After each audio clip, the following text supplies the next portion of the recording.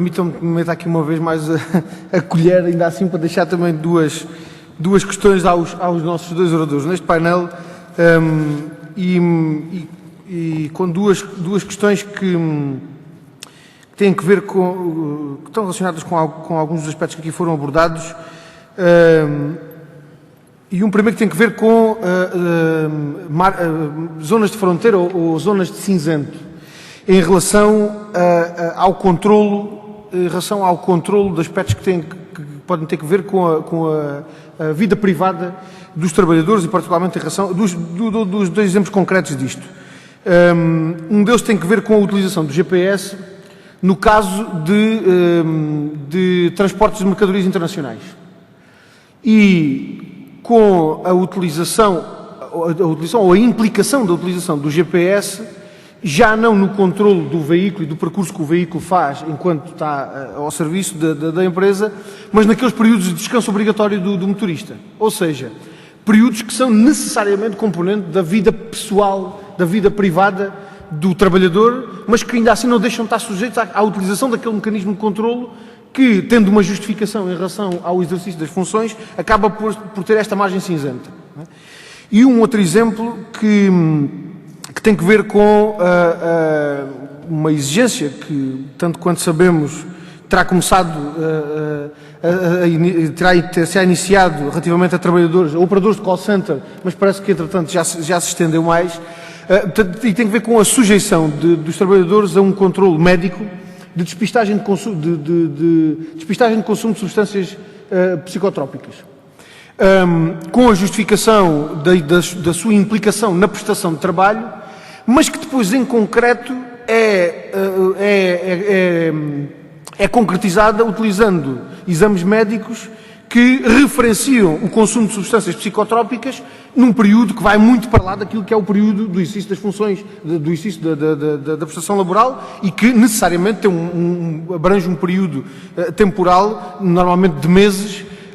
e, portanto, tem uma cobertura muito superior àquilo que, em concreto, é a prestação de trabalho. E gostava de perceber como é que encaram nestas situações que possam ser de fronteira ou zonas que são de cinzento porque misturam preto e branco, quais são os critérios que entendem relevantes, digamos assim, para descortinar uma solução correta para estas situações e, sobretudo, para estas exigências que são colocadas aos trabalhadores. Uma segunda questão, de natureza diferente destas, mais simples de expor, tem que ver com uma referência que a senhora professora aqui fez relativamente à relevância, se bem fiz registro da abordagem que fez desta questão, à relevância no plano laboral da vida pessoal do trabalhador, nomeadamente para a consideração de justa causa do despedimento, nomeadamente naquilo que tem que ver com a prática de crimes, no caso de furto, ou aquela situação da embriaguez que referia relativamente ao piloto.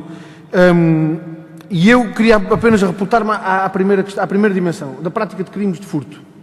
Até porque esta é uma questão que se coloca do ponto de vista jurisprudencial, mas também do ponto de vista legislativo, porque temos leis que, em determinadas circunstâncias, impedem o exercício de uma determinada profissão a quem tenha sido condenado pela prática de determinados crimes, e essa discussão é uma discussão que eu recordo ainda como uma discussão relativamente complexa, e eu colocava a questão nesta perspectiva. Como é que estas soluções que impedem determinada pessoa de ser uma profissão por ter sido condenada pela prática de um determinado crime, são compatíveis com o princípio de ressocialização do direito penal? Ou seja,